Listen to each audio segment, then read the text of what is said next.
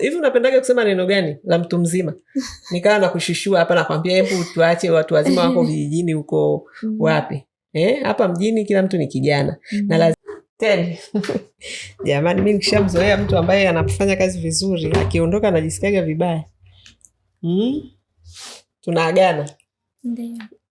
Unajisikiaje? Nisikia. Mbona unaongea kinyonge hivi? Na mimi nilikuwa nimewazoea pia. Jamani Teddy anaenda kazini, ambaye ni umekuwa matroni wetu Ndio. Umetufundishia wadada hapa, tunashukuru kwa mchango wako, lakini ndio hivyo. Tuna mteja wetu ambaye kwa kweli kila tumeangalia yani nani ambaye tunataka akatuwakilishe kwenye eneo la housekeeping.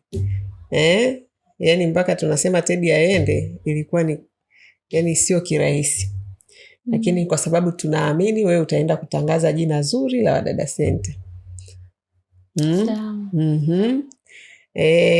Tuambie sasa, wewe umejipangaje kwenda kutoa huduma nzuri ya kuhakikisha yani wale waheshimiwa wote wanakuja huku kwa kutafuta maprofessional?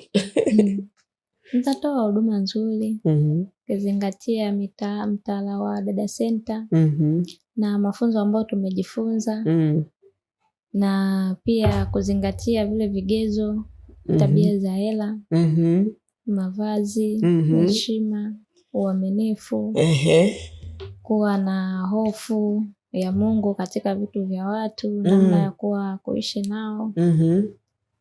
Mungu ni mwema, nitajitahidi kufanya vizuri zaidi. Wewe ni dada ambaye umekuja hapa ukiwa tayari unajua kazi ya usafi. Kwa upande wa training za Wadada Center, ni kitu gani ambacho umeona kabisa kwamba hiki kinanyanyua wadada ambao wanapita kwenye kituo hiki, na wewe ukiwepo mmoja wapo?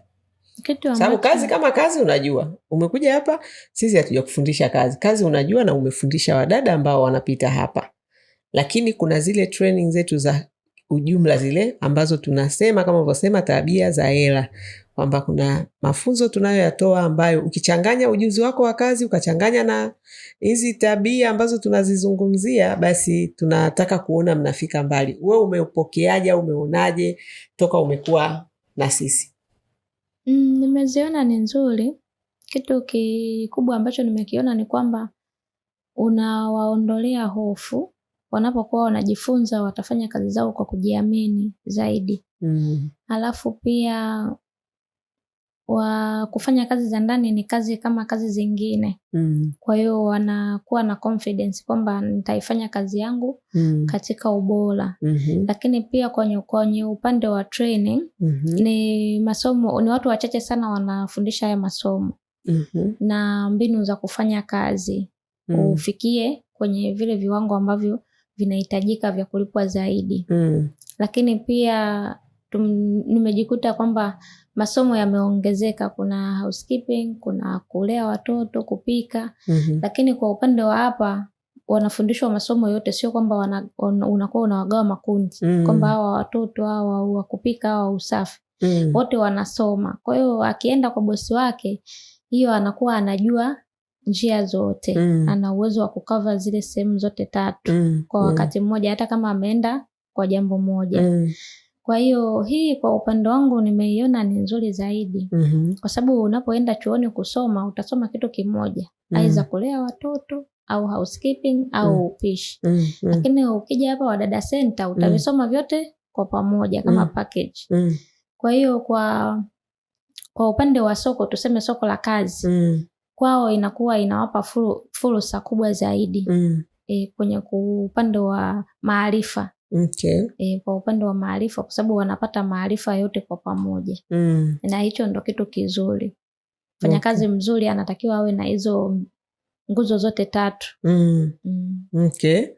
Na wewe unaenda kwenye housekeeping. Kwa hiyo kwa kusema hivyo ni kwamba utakapokuwa pale kwenye hiyo nyumba hautaegemea sana housekeeping, ingawaje housekeeping ndio kitu chako. Nguvu zako ziko kwenye housekeeping, uwezo wako uko kwenye housekeeping.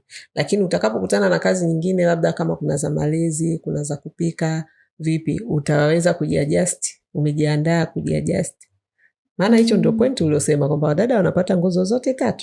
Kwamba uweze kucheza miguu yote. Vipi wewe? Kwa upande wangu mimi kwanza nitamsikiliza bosi wangu kitu anachotaka yeye na atakavyopenda yeye.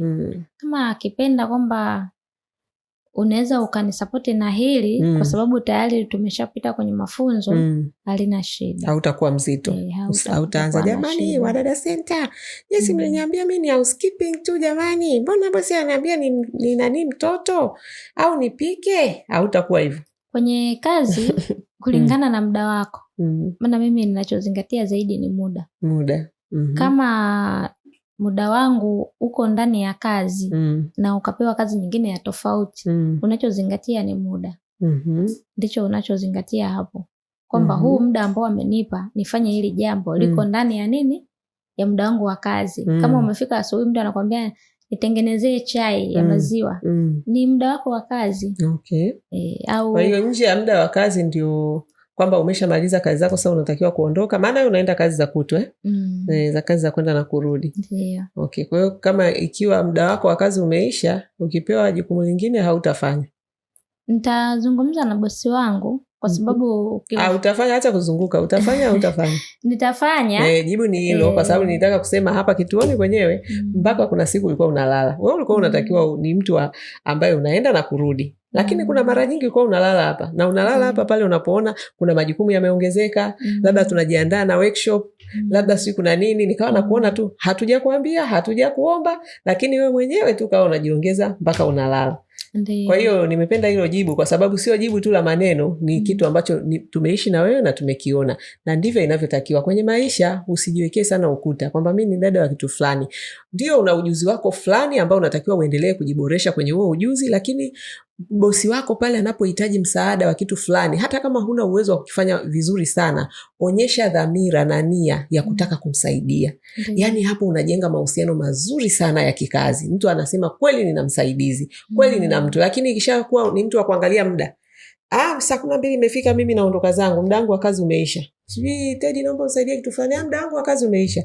Ujue hata kama uni mjuzi wa kazi kiasi gani, kuna namna tu utakuwa watu wanakukwepa. Yani mtu hawezi kutegemea, hawezi kuona kama nina msaidizi. Lakini ukiwa ni mtu ambaye unasema sawa, haina shida, nitasaidia, na anaona kweli unajitoa, na kuhakikishia utashangaa kesho anakupandisha, anakuweka sehemu nyingine. Kwa sababu Mungu anavyotupandisha viwango, anatupandisha kupitia watu. Kwa hiyo lazima tuwe wanyenyekevu kwa hao watu ambao tunawatumikia, tunawafanyia kazi. Kwa nimependa sana jibu lako. Kingine nitaka nikupongeze, umependeza. Mwanzoni wakati unakuja hapa ulikuwa unajiweka kama kila saa na neno lako. Mimi mtu mzima. Hivi unapendaga kusema neno gani la mtu mzima? Nikawa nakushishua hapa nakwambia hebu tuache watu wazima wako vijijini huko wapi. Hapa mjini kila mtu ni kijana. Na lazima ujiweke kwa namna ambayo yani mtu akikuona asikuone tu una shida. Hata kama ndio unatafuta kazi, lakini usivae shida zako usoni. Na kwa hiyo naona umebadilika sana. Sasa hivi umekuwa msichana kabisa yani. Unajua ukiwa unavaa shida kwa maneno, unavyoumba, unashangaa kweli usoni, uso wako unaanza kuvaa uzee. Wewe mwenyewe unaanza kuvaa kizee, unaanza kujiweka ovyo. Nikasema hata kama tunafanya kazi za ndani, hata kama tunatoa huduma hizi za majumbani, tusijiweke lokoloko. Kwa maana sisi hapa kwetu tunadili na professional, smarty, hawa traditional wenyewe nao tunawapiga brush, tunawanyanyua ili waje huku juu. Usiwe mnyonge kwa sababu unaona kazi yako sijui ina level fulani. Hapana, kazi yako kuna mtu anahitaji, Teddy. Kuna mtu, na tena utakapoenda huko ndio utashangaa kwamba kama watu wamefika juu kiwango hiki, lakini bado wanahitaji watu ambao watakuja kuwasaidia baadhi ya majukumu. Kwa hiyo usidharau uwezo wako kwa sababu labda bado uko level ya chini. Hapo ni level ambayo Mungu anataka umuonyeshe uaminifu, uadilifu, chapakazi ili aweze kukunyanyua. Hata wale ambao leo unaenda kuwatumikia kuna siku walikuwa chini. Kwa hiyo nasitaki uende kinyonge. Yani unyonge umeshaondoka, si uoni tena sasa hivi. Ila ulivyokuja mwanzo, yani nilikuwa napambana na wewe nakwambia hebu nenda saluni kwanza uko upendeze kabisa, uvae vizuri, ungae, uje tufanye kazi. Na ukiwa unafanya kazi usiweke shida zako mbele. Shida zako huko, wewe weka ujuzi wako mbele, onyesha uwezo wako kwa sababu huo ndio utakao kupeleka mbele ya wakuu. Nafikiri tunakupeleka huko kwa sababu ya shida zako. Sababu eti una shida sana. Hapana, kwa sababu wewe ni super housekeeper.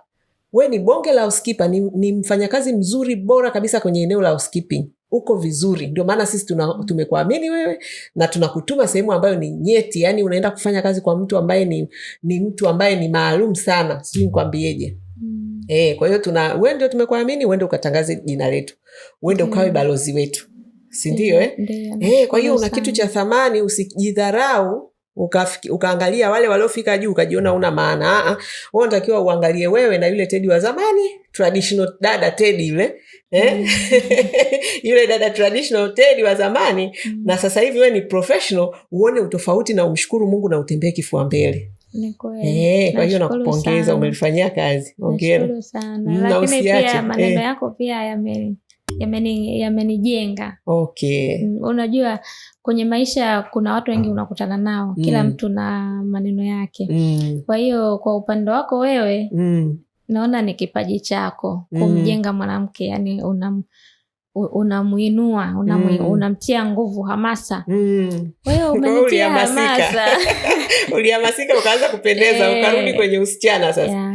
Na sija kusikia kweli hata yale maneno ya uzee ulikuwa unaongea umeacha kabisa. Sija kusikia sasa hivi na kuona tu umevaa vizuri, umependeza zako, umeenda saluni, umetengeneza nywele yako safi kabisa na kazi zinaenda. Kwa hiyo uende hivyo hivyo. Ila kule mavazi tunayokataza ni yale ya ajabu ajabu. Lakini smart, kupendeza vizuri, hiyo ni muhimu sana katika kazi yako. Siwezi kuvaa kwa mheshimiwa nguo ya ajabu kwa kweli. Of course hata hapa hujawahi kuvaa. Hata hapa kituoni hujawahi. Na kwa upande wangu mimi napenda kufanya kazi yangu katika hali ya ubora. Katika hali ya ubora wa hali ya juu. Kama ulivyosema wakati wa workshop usiende nyumbani. Na sihitaji kuambiwa na bosi wangu usiende nyumbani. Kwa sababu najua mimi naangalia siku 3 kabla kwamba kuna shughuli au kuna party. Party hii na kwa upande wangu mimi sitaki makosa. Na iangaliaje. Kwa hiyo naangalia kwamba na mazingira 1 2 3 ambayo yananibana natakiwa niyarekebishe. Kwa hiyo ni vizuri nirekebishe kwa sababu sitaki mwisho wa party mnaanza vikao. Nilishawahi kupitia hayo mambo ya nyuma huko nyuma. Kwamba mwisho wa party mnaanza vikao. Wewe kwenye area lako 1 2 3 1 2 3 kwa hiyo nikaa nimejifunza hivyo.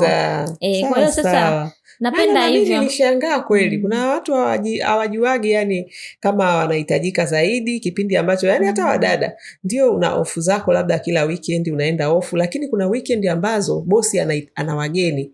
Wewe tena bado kuendelea na ofu yako kama vile hamna kinachoendelea huko ndani. Hiyo sio sawa, ni mtu kuto kujitambua.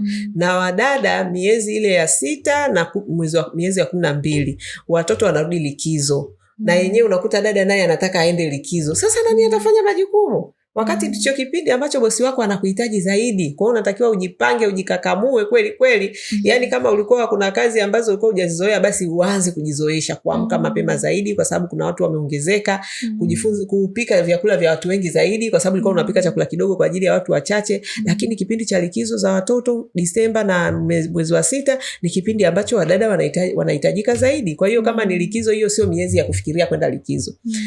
Lakini sasa kwa watu wasiojitambua au labda hawajapata uelewa kwa sababu umesema wewe mwenyewe umejifunza. Maana mpaka umekuwa professional ushapita kwenye changamoto nyingi, umejifunza vingi. Nafikiri wadada pia watajifunza kwa sababu na sisi tuko hapa kuwaelimisha kwamba kuna wakati lazima usome mazingira. Ni wakati gani bosi wangu ananihitaji zaidi. Kwa hiyo ukiona kuna shughuli ipo hapo nyumbani kwa bosi wako, ujue wewe ndio unahitajika zaidi. Wageni wanaokuja wewe ndio unajua. Hata kama kuna watu wengine wanaleta wapishi, wanaleta watu wa usafi, lakini wewe si ndio mwenyeji? Wewe ndio mwenye nyumba, ndio unayejua vitu viko wapi. Utauliza unataka tena waanze kumuuliza bosi wako. Hicho kitu inakuwa sio sawa. Kwa hiyo dada Teddy bwana, mimi nakutakia majukumu mema. Uzuri ni kwamba huendi mbali sana. Kwa hiyo pia tutakuwa tunaonana. Utakuwa unakuja hapa unawapiga brush pia. Tunaendelea na ingawaje sasa sio kila siku kama ulivyokuwa hapa. Lakini na imani hautapotea kabisa. Tutakuwa tunaendelea kuonana. Lakini kule katuwakilishe vizuri. Nashukuru sana. Nashukuru sana kwa kweli. Asante. Haya.